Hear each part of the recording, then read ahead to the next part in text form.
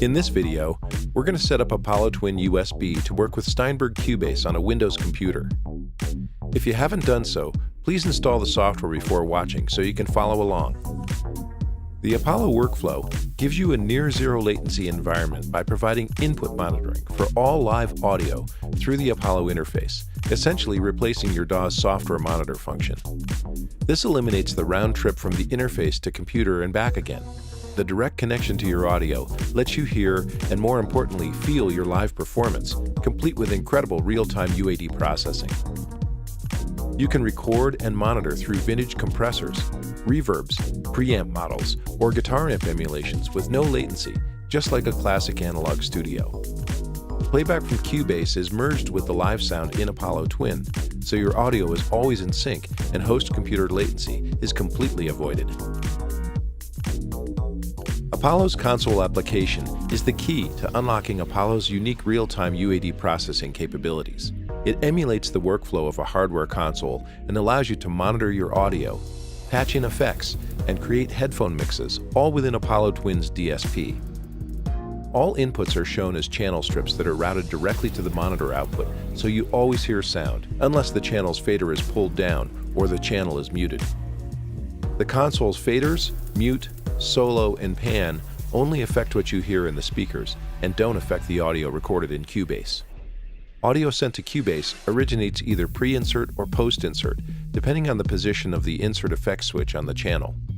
When set to record, channel insert effects are committed and recorded in Cubase. When set to monitor, channel effects are heard in the monitors but not printed. Channels can be set individually or console-wide using the global insert effects buttons. Unison preamp emulations are always printed as they're attached to Apollo Twin's physical preamps. Now let's take a look at console settings. Open the console application from the Start menu on your PC. Start by clicking the Settings button to open the Settings window.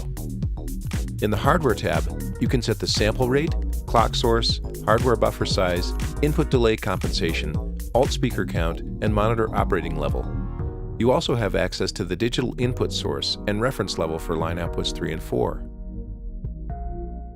The Display tab lets you set console metering, clip hold, peak hold, plugins always on top, device names, and timeouts for modifiers. The Plugins tab lets you manage which plugins appear in your console lists, as well as their authorization status. You can also access the online store directly from here. Lastly, the MIDI tab lets you set an input device, channel, and note for tap tempo and plugin MIDI. The input device should be set to none when using MIDI outside the console application. To get started, let's go back to the Hardware tab. The default settings are a good starting point and can be changed at any time. However, you may want to turn off input delay compensation. Input delay compensation is used to time-align multi-mic applications like drums with different plugins on the channels. Most of the time, it can be turned off to reduce latency and DSP consumption. Now let's configure Cubase. Launch the app and create an empty session so we can set it up for Apollo Twin. First, we'll need to load the driver. From the Devices menu, select Device Setup at the bottom of the list. In the Devices column, select VST Audio System, and in the ASIO Driver pop-up menu, select Universal Audio Apollo Twin USB from the list. Cubase will ask if you want to switch the driver. Choose Switch. You'll now see Apollo Twin USB called out under VST Audio System on the left side of the page, and when you select it, you'll see the complete list of Apollo Twin's inputs and outputs listed on the right side of the page. In Cubase, inputs and outputs are configured as buses in the VST Connections window. Click on the Devices menu and select VST Connections, or press F4. Let's configure inputs first. Open the Inputs tab and recall the 11 stereo preset. It just happens to fit Apollo Twin perfectly. All of Apollo Twin USB's channel names appear in the right column. Note that both ADAT and SpeedIF channels are present, regardless of Apollo's digital mode. You'll want to rename buses so they appear correctly throughout the app, and when you're done, save a preset so you don't have to rename them again. Outputs are configured in a similar fashion, so start by clicking on the Outputs tab and recall the 5 stereo preset. Again, you'll want to rename the buses accordingly and save a preset. Now that the inputs and outputs are configured and named, you'll see them displayed in the routing menus throughout Cubase. When working at high sample rates, the I/O configuration changes and fewer channels are available. Inactive channels will appear as not connected. As with all interfaces, the hardware buffer size used by Cubase is set externally in the interface's software. Apollo's setup application is the Apollo console. You can click on the Control Panel button in the Device Setup menu to open the Apollo console hardware settings. With Apollo Twin, DAW buffer size doesn't really matter because Apollo handles audio routing and processing with dedicated DSPs in the interface, so your latency is always 1.1 milliseconds at 96K. That means you can get your sound dialed in with EQ, compression, or any UAD plugins.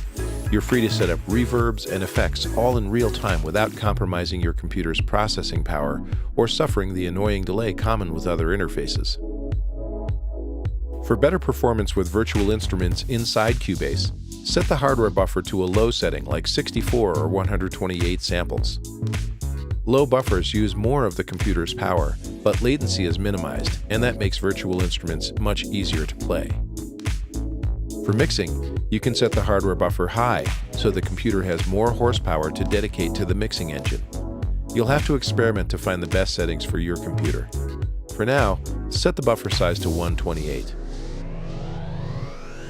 Cubase automatically sends the session sample rate to Apollo Twin's internal clock, so you can change sample rates on the fly or open sessions with different sample rates without needing to set Apollo Twin. To use an external clock, set the source and hardware settings. Keep in mind that you need to manually set the external clock to match your session sample rate. Cubase has built-in input monitoring options to accommodate different types of I/O and workflows. When using Apollo Twin, you'll want to disable input monitoring through Cubase and monitor your live audio directly through the console. Click on the File menu and select Preferences. Scroll down and select VST in the left column. Then select Manual from the Auto Monitoring pop-up menu. This mutes the software input monitor, so you only hear the console while you're recording. The record-enabled track is heard during playback and is muted again during punch-ins. Virtual Channels lets you send the audio output from DAW applications to channel strips in the console. Normally, Cubase is routed directly to the main monitor outputs on Apollo. Virtual Channels let you put the output of Cubase on a channel fader, which gives you much more control over your audio. In Cubase, you simply need to assign your track outputs to a pair of virtual channels. You can then link the channels in the console to create a stereo fader.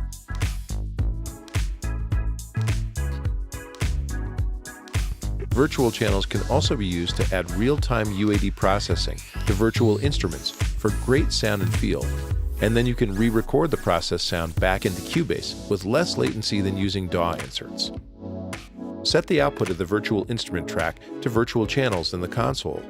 Apply real-time UAD processing in the console and dial in the sound.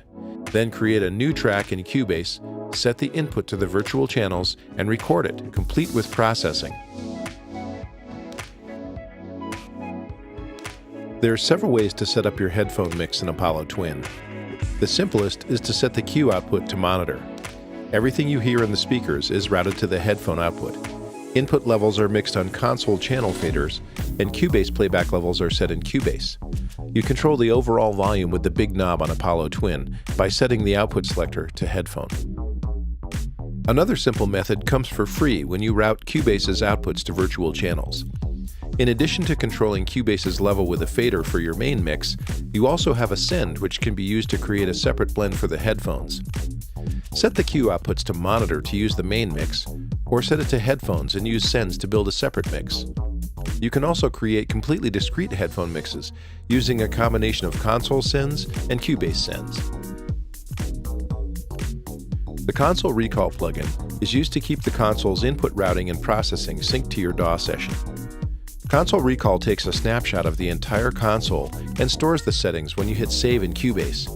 Simply insert the Console Recall plugin on a master fader in Cubase and click the Sync button to enable automatic saving.